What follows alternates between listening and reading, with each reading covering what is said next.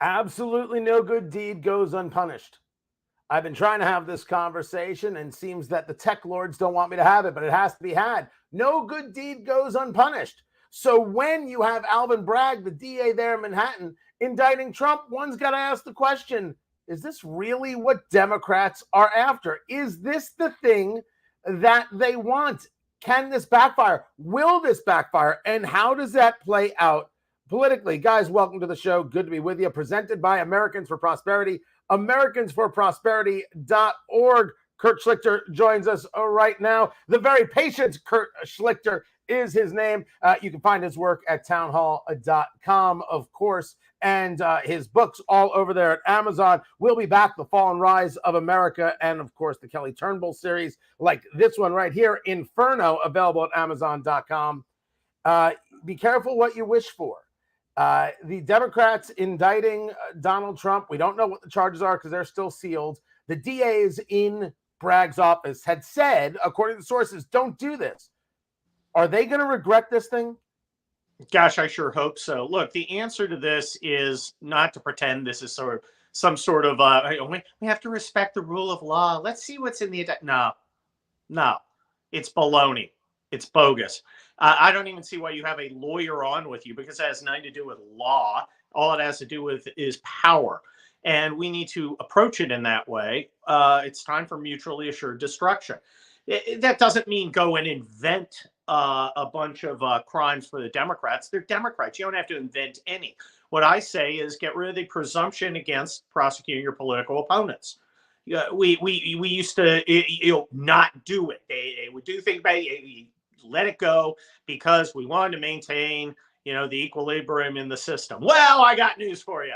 That's over. Right. We're not doing that anymore. So let's get going. Let's start using power against them until they cry for mercy. I mean, you saw, Tony, you saw what happened when they decided to get rid of the filibuster so they could pack the D.C. Circuit Court. That led to 3 Supreme Court justices for Donald Trump. This stuff comes around. And the norms and the rules, they're going to find out they're not there to protect us. They're there to protect them, and they ain't there anymore. You just said that I don't need a lawyer on. Of course, Kurt Schlichter, a trial lawyer by trade. But there is a legal question here, and a big one. Indictments happen all the time. What is it about this one that has people like yourself in the profession saying, whoa, you are stepping out of line, Alvin Bragg? Because it's a joke. A 7-year-old misdemeanor somehow bootstrapped into being a felony, which is also past the statute of limitations, but they want to invent an exception for that too.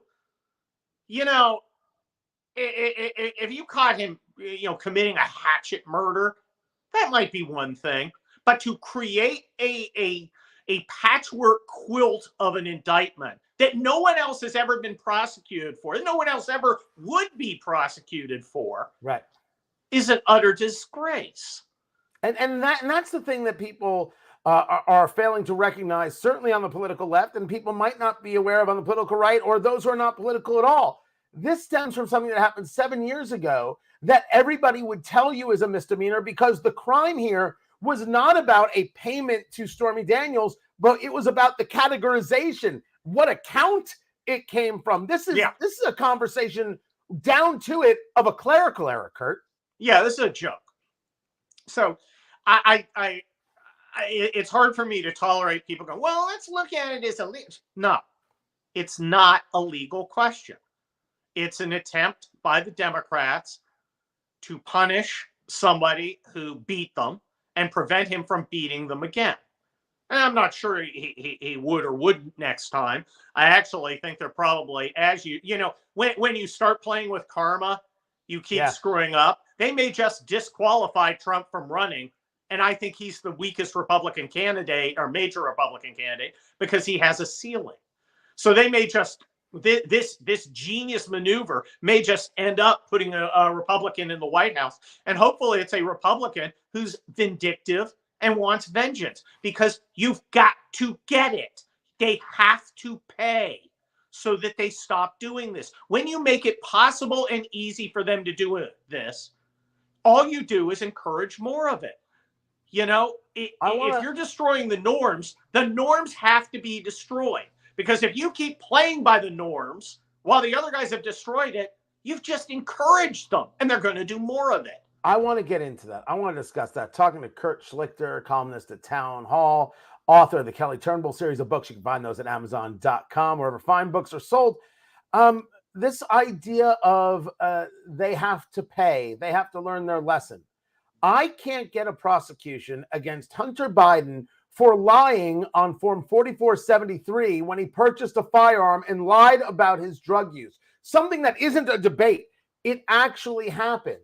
But you're having a conversation. I hear other people have this conversation. Attorneys general have to start going after Democrats and the things that they're doing. What is it that you think we should be doing here? Just show me the man and I'll show you the crime kind of stuff? No, we don't have to invent things. The things are out there and people get passes. I mean, look, glaringly obvious stuff. You look at Nancy Pelosi. Nancy Pelosi got rich being in Congress. Why do you think that was? You think it's because she's a savvy businesswoman? You think it's because she got really lucky out on Wall Street? Somehow beat those guys at their own game? Or do you think she was getting inside information? Which we know.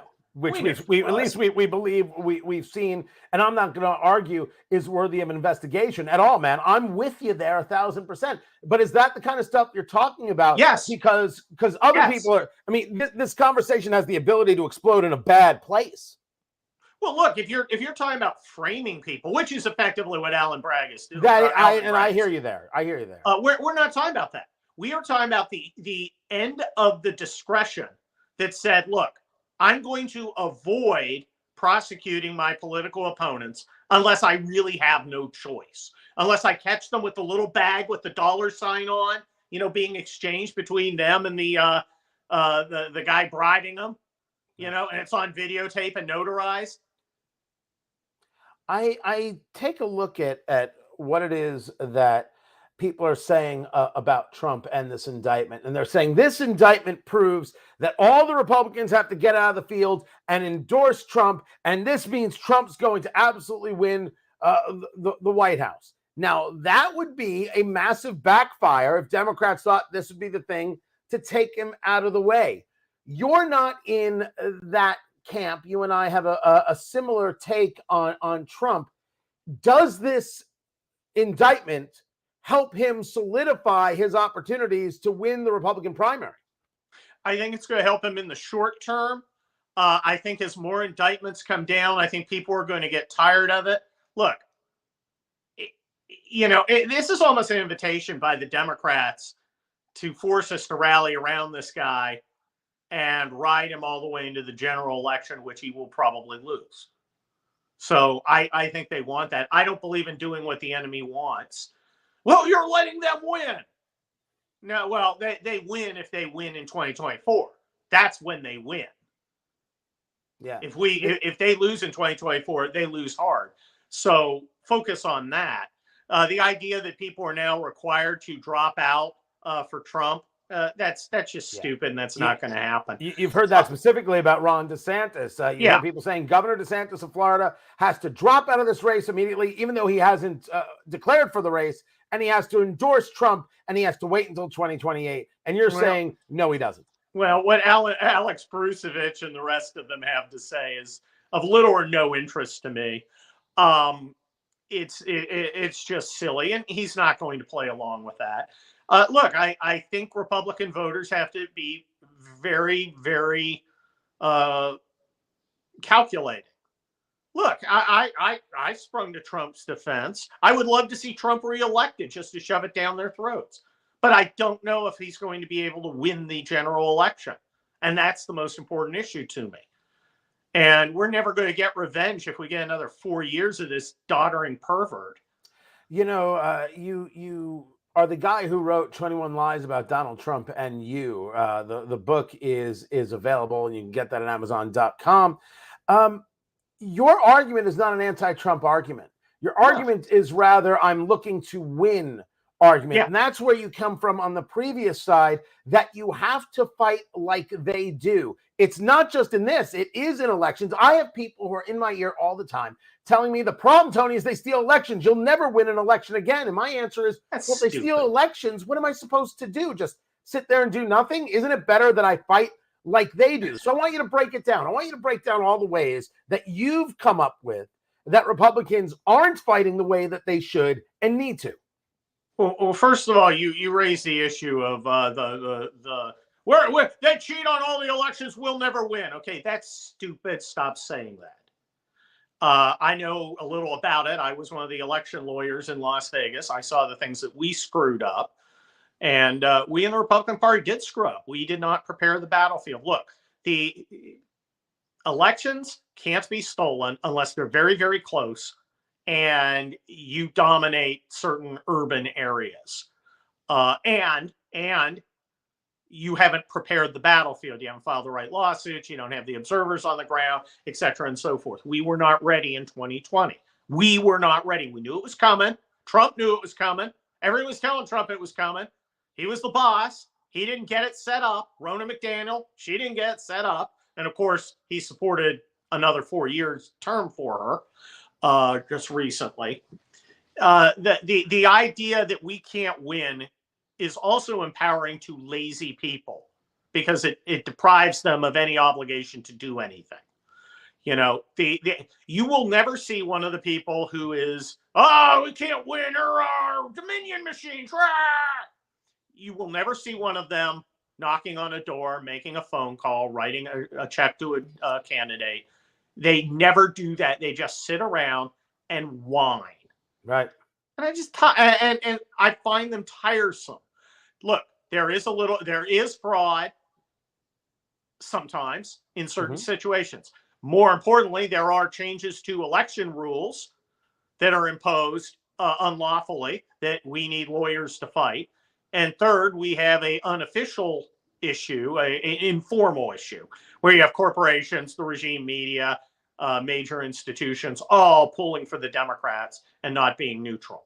So we have a number of things going on here. Yeah. But the idea that we can never win, I mean, look at Georgia. Everybody but Herschel won decisively.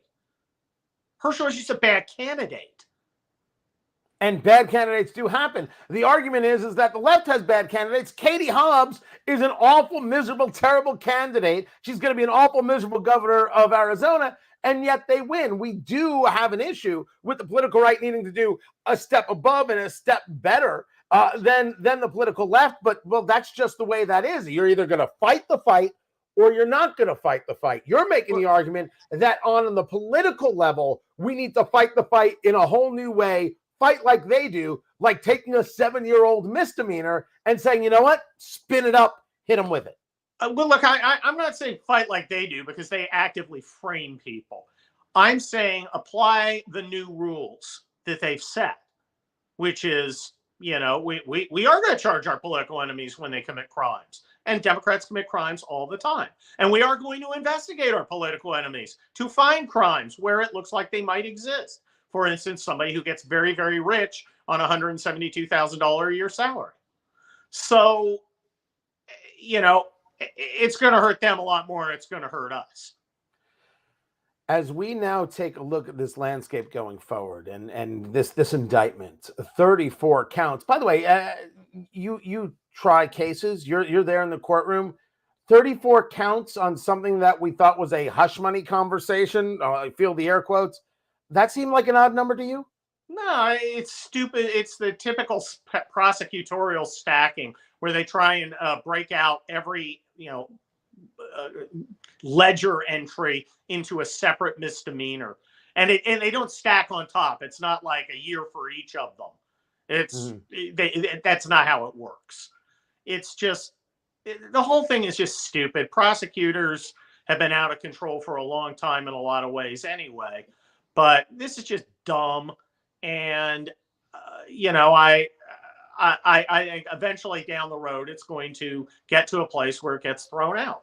I talk about will this backfire on the Democrats, and that's how I frame this conversation. And certainly I do agree that this helps Trump in the short term, but it absolutely does not take out any candidate whatsoever. And the most ardent Trump supporters can scream and yell from now until the end of time. It's not going to take down DeSantis if he runs, and I'm assuming he will. It won't take out Pompeo. It won't take out Haley. It won't take out Pence. It won't take anybody out of the race. But for the Democratic Party, what is their secondary play here? This thing gets heard by a judge, and a judge says, "Are you out of your mind? You can't bring this case." And this thing gets thrown out. That hurts Democrats. How are they, in your view, preparing for any of that? Or do they actually have to prepare because this thing will just get brushed aside? We'll be told that it's because of some MAGA judge, and then they'll move on to the next crisis. Yeah. That's a good point.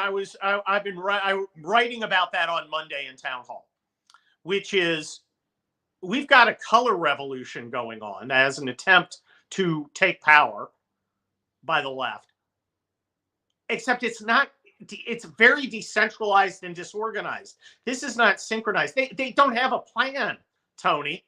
And you're right. There is a good chance but any honest judge is going to throw this out. Of course, this being New York, you may not get it, but you'll certainly get appeals. If I'm the lawyer there, I'm throwing up a motion to dismiss. I'm throwing a motion to change venue. I'm throwing a motion to dismiss on grounds of selective prosecution. I'm just hitting motion. Right. And, maybe one of those gets granted. Or maybe one of those, you appeal it far enough. Once you finish at the New York State stuff, you can appeal to the Supreme Court. Maybe the Supreme Court reaches down and says this is BS. Normally they wouldn't. Right? Because it's a purely state matter, but we're not playing law or rules anymore. So right. Why not? Kurt Schlichter, that's his name right there. I'm up against it. He is the author of Inferno. It is the 7th book in the Kelly Turnbull series. Get that at Amazon.com. And the fall, it will be back. The Fall and Rise of America. You can find that wherever fine books are sold. Check out his columns twice a week at townhall.com. You can become a VIP there and follow Kurt's work on the VIP side as well. Kurt, always a pleasure. Can't thank you enough. And of course, find everything here at Rumble, rumble.com/Tony Katz. And my thanks to Americans for Prosperity, AmericansForProsperity.org, economic liberty and free speech for sponsoring what it is I do here. And I will catch you guys soon. Take care.